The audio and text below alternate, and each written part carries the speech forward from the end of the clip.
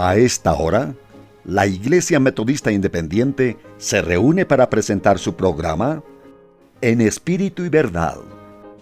Dios es Espíritu, y los que le adoran en espíritu y verdad es necesario que le adoren. Bienvenidos al programa de hoy. Solo y perdido, sin rumbo ni luz, lejos de Dios iba yo. Cristo encontróme, mostróme su cruz, Él mis pecados quitó. En mis tinieblas quería andar, lejos del sol de su amor. Al encontrarme, Jesús me cambió. Él es mi buen Salvador. Me amó sin que yo le amara, me halló sin que le buscara. Qué amor por tan grande pecador, por eso le amo yo. Qué amor por tan grande pecador, por eso le amo yo.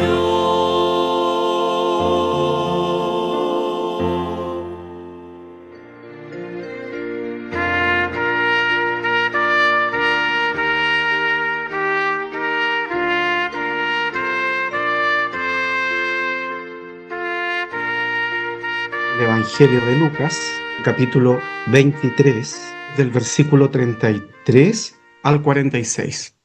Y como vinieron al lugar que se llama de la Calavera, le crucificaron allí y a los malhechores, uno a la derecha y otro a la izquierda. Y Jesús decía: Padre, perdónalos, porque no saben lo que hacen. Y partiendo sus vestidos, echaron suertes. Y el pueblo estaba mirando, y se burlaban de él los príncipes de ellos, diciendo: A otros hizo salvos, sálvese así, si este es el Mesías, el escogido de Dios. Escarnecían de él también los soldados, llegándose y presentándole vinagre, y diciendo: Si tú eres el rey de los judíos, sálvate a ti mismo. Y había también sobre él un título escrito con letras griegas y latinas y hebraicas: Este es el rey de los judíos. Y uno de los malhechores que estaban colgados le injuriaba, diciendo: Si tú eres el Cristo, sálvate a ti mismo y a nosotros.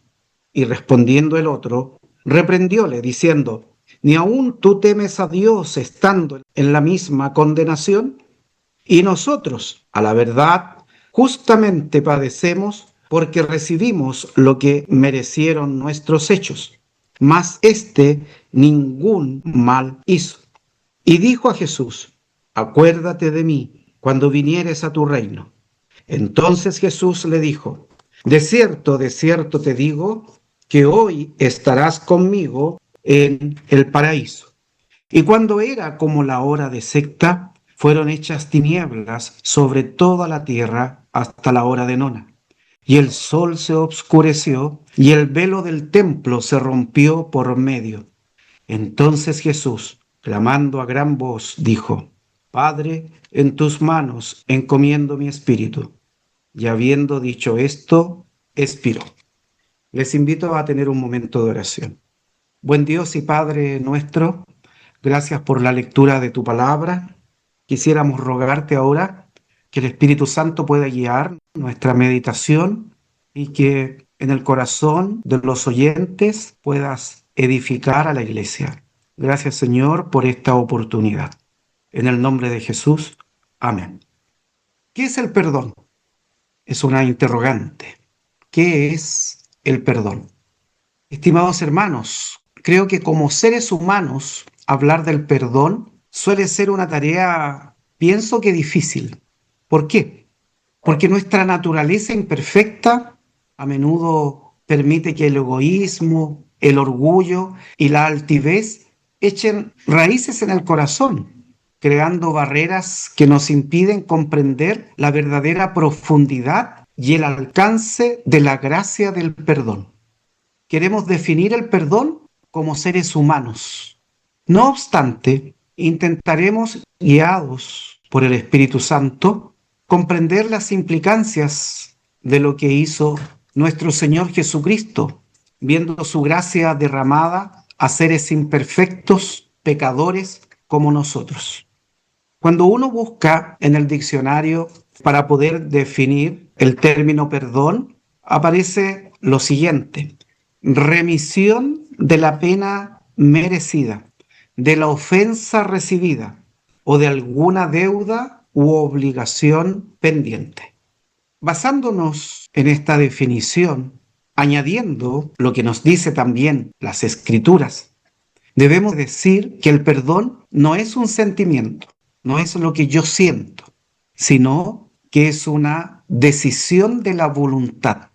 Es algo que usted decide racionalmente hacer y que implica muchas cosas en el ser del cristiano.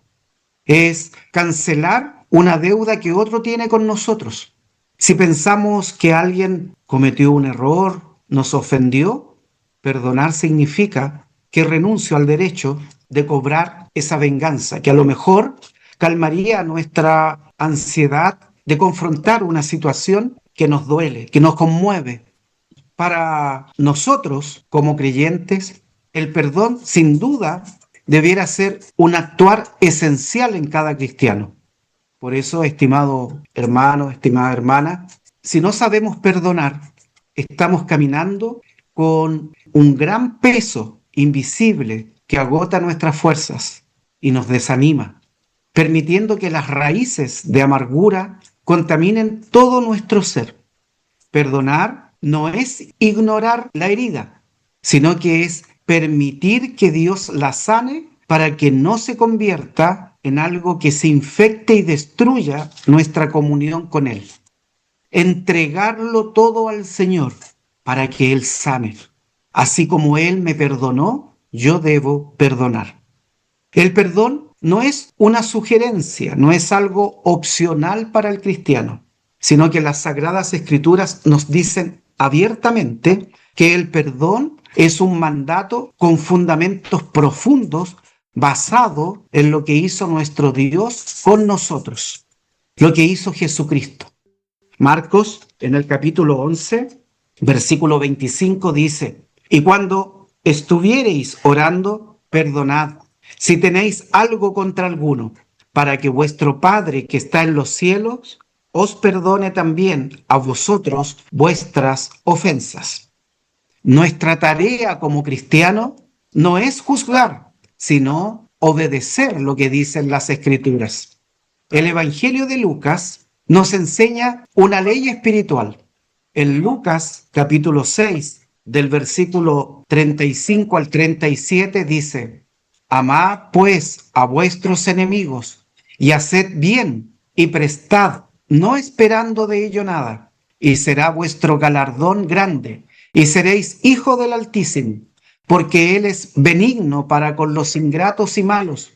Sed pues misericordiosos, como también vuestro Padre es misericordioso. No juzguéis y no seréis juzgados, no condenéis y no seréis condenados. Pongan atención a esto: perdonad y seréis perdonados. Por eso que el fundamento y la enseñanza bíblica, donde las Sagradas Escrituras nos hablan a nuestro corazón, a nuestro entendimiento, es que debemos llevar una vida sabiendo que Dios se agrada cuando usted perdona, si es que hay ofensa en su sentir, en su pensar, causado por otra persona. Y aquí surge una nueva pregunta. ¿Por qué debemos estar motivados a perdonar? De alguna manera, con lo que ya hemos dicho, hemos aclarado el por qué, pero siempre es bueno profundizar un poco más. No puedo dejar de citar en la epístola del apóstol Pablo a los Efesios 4:32, donde nos habla de este principio. Dice: antes sed los unos con los otros benignos, misericordiosos, perdonándoos los unos a los otros, y aquí está el ejemplo, como también Dios os perdonó en Cristo. Cristo es el mayor ejemplo de perdón. Usted y yo lo sabemos cuando recibimos la gracia del Señor en nuestro corazón. Perdonamos porque somos deudores de una gracia infinita. Perdonamos porque ese es el ejemplo que nos dejó Jesús. La acción perfecta del perdón emana de la cruz de nuestro Salvador. Si pudiéramos ahora volver al relato introductorio de esta predicación ahí en Lucas 23, donde leía el contexto de la frase pronunciada por nuestro Señor Jesús, el versículo 34, donde Jesús dice: Padre, perdónalos porque no saben lo que hacen.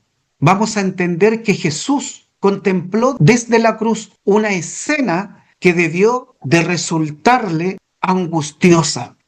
Los soldados romanos apostaban por su ropa. Así lo declara Juan, capítulo 19, del 23 al 24. Y como los soldados hubieron crucificado a Jesús, tomaron sus vestidos e hicieron 4 partes, para cada soldado una parte. Mas la túnica era sin costura, toda tejida desde arriba. Y dijeron entre ellos: no la partamos, sino echemos suerte sobre ella de quién será, para que se cumpliese la escritura que dice: partieron para sí mis vestidos, y sobre mi vestidura echaron suertes. Y los soldados hicieron esto. También Jesús desde la cruz observó cómo los criminales en las cruces a ambos lados de él lo injuriaban. Mateo 27:44. Lo mismo también les zaherían los ladrones que estaban crucificados con él. También observó desde la cruz que los líderes religiosos se burlaban de él. Mateo 27, del 41 al 43, las cuales, estando aún él en Galilea, le habían seguido y le servían, y otras muchas que juntamente con él habían subido a Jerusalén. Y cuando fue la tarde, porque era la preparación, es decir, la víspera del sábado, José de Arimatea, senador noble que también esperaba el reino de Dios, vino y osadamente entró a Pilato y pidió el cuerpo de Jesús. Estos hombres, los fariseos, los sectarios, escribas, los principales, se burlaban de él. La multitud blasfemaba contra él. Mateo 27:39. Y los que pasaban le decían injurias, meneando su cabeza. Eso fue lo que observó nuestro Señor Jesús desde la cruz, rodeado de esta multitud, escuchando los gritos de la multitud, escuchando los pensamientos, tal vez de odio, de rabia, de burla. En ese lugar, Jesús dice: Padre, perdónalos. Es una oración de intercesión por la raza humana. Es una oración de misericordia y amor, algo incomparable, porque sabemos que incluso en su agonía, la preocupación de Jesús era el perdón de los que se consideraban entre sus enemigos. Pidió al Padre que perdonara a los ladrones que se mofaban de él.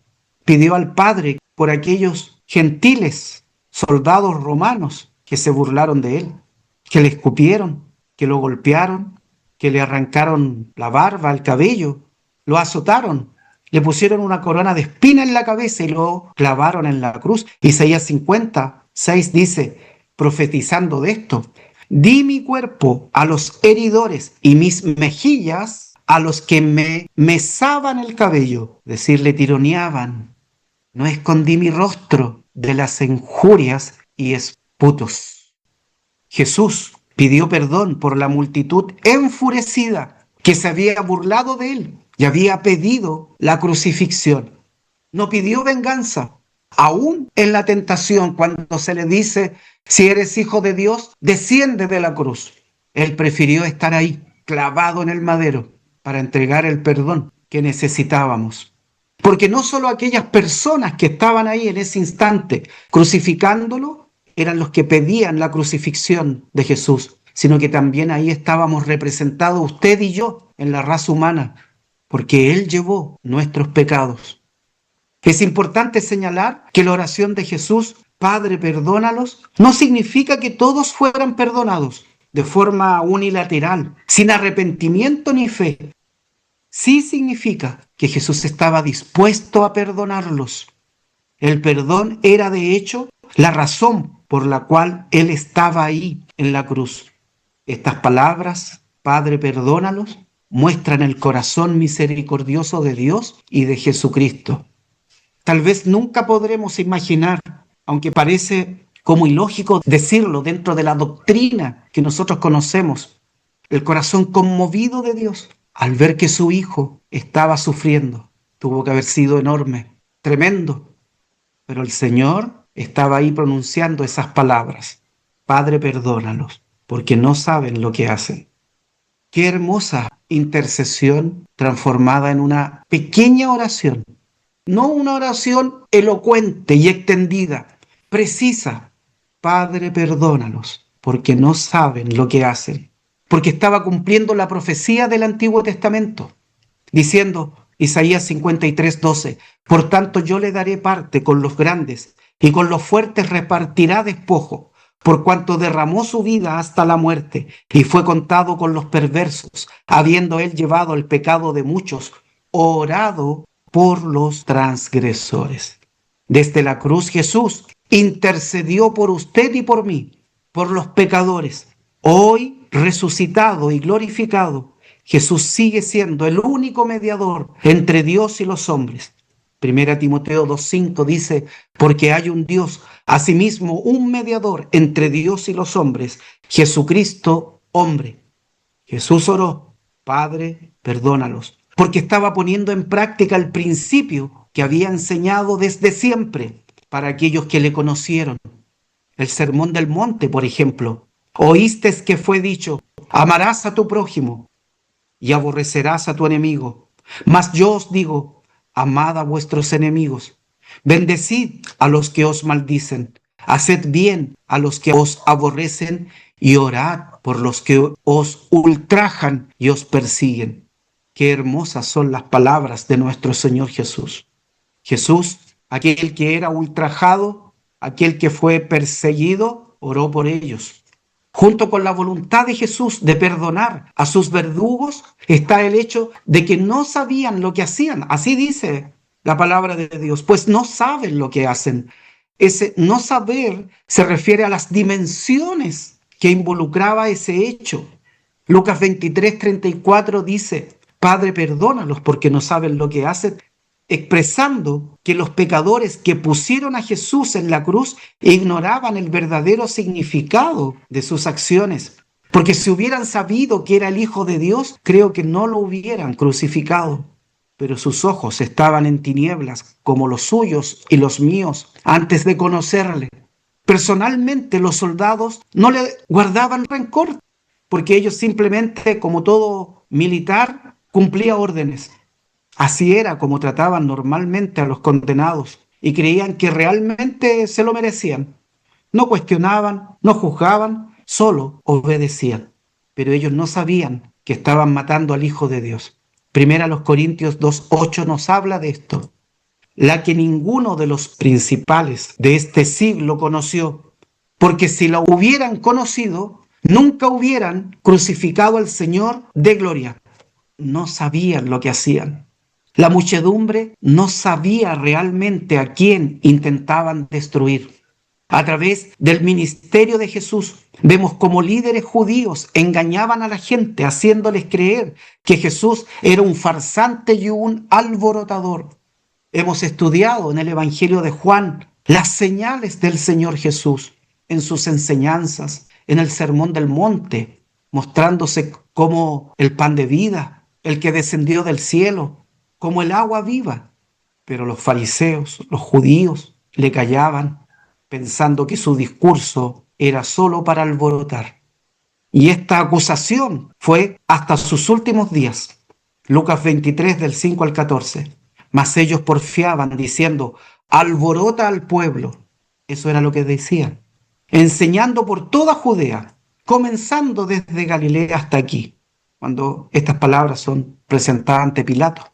Y dentro del contexto de la narración que está aquí en Lucas 23, cuando Pilato responde, les dice: me habéis presentado a este hombre que desvía al pueblo, es decir, desvía porque alborota, entrega otra doctrina. Pilato dijo: y he aquí, preguntando yo delante de vosotros, no he hallado culpa alguna en este hombre de aquellas de que le acusáis. Miren, que un hombre como Pilato dijera esto, un hombre gentil, cuando los fariseos, los escribas que conocían las escrituras, tenían que haberse dado cuenta. Pero aún ahí, el Señor, conociendo todo esto, desde la cruz insistía con esa oración: Padre, perdónalos, porque no saben lo que hacen.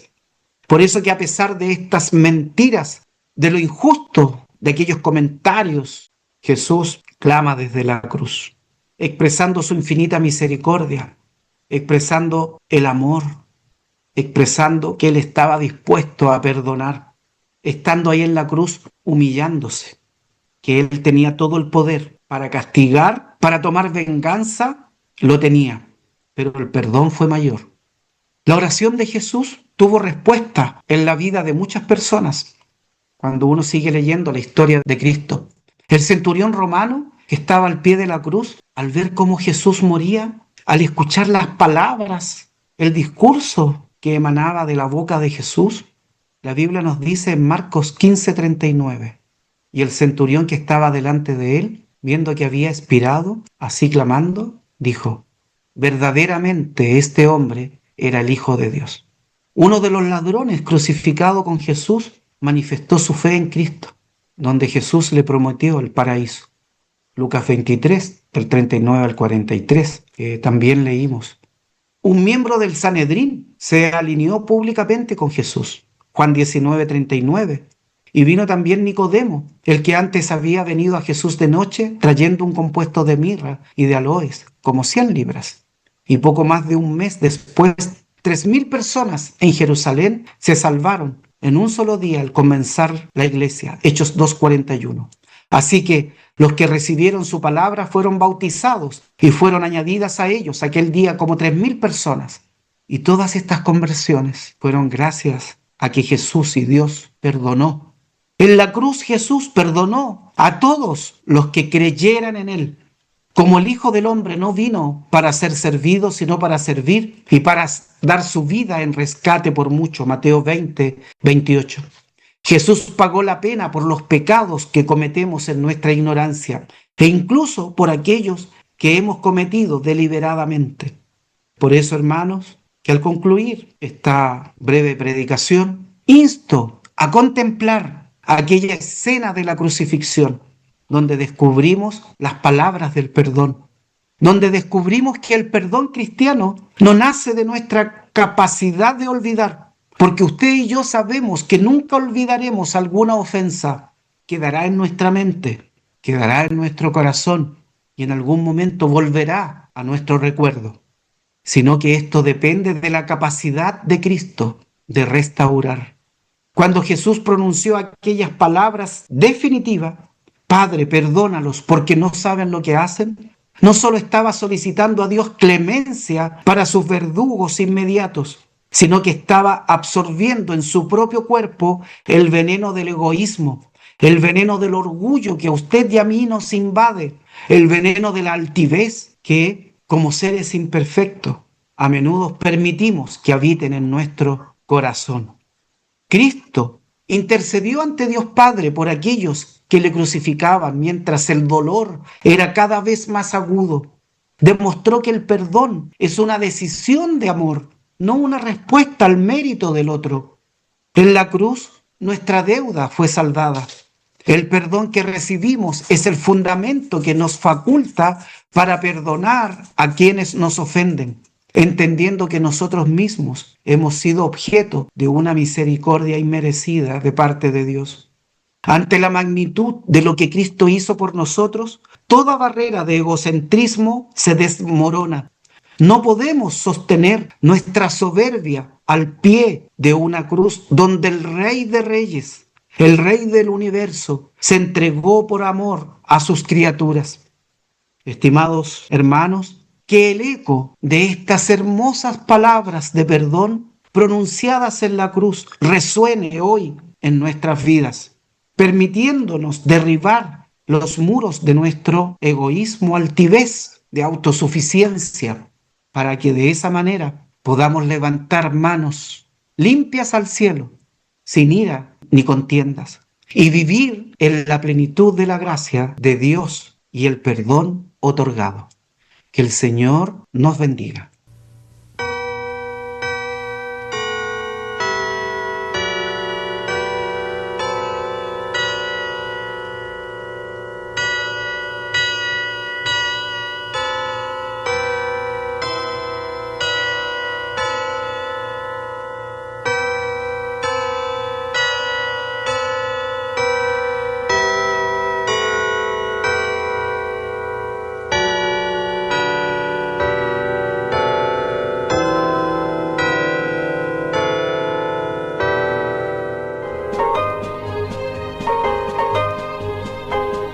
Hasta aquí, la Iglesia Metodista Independiente ha presentado En Espíritu y Verdad. Dios es Espíritu, y los que le adoran, en espíritu y verdad es necesario que le adoren. Que el Señor les bendiga.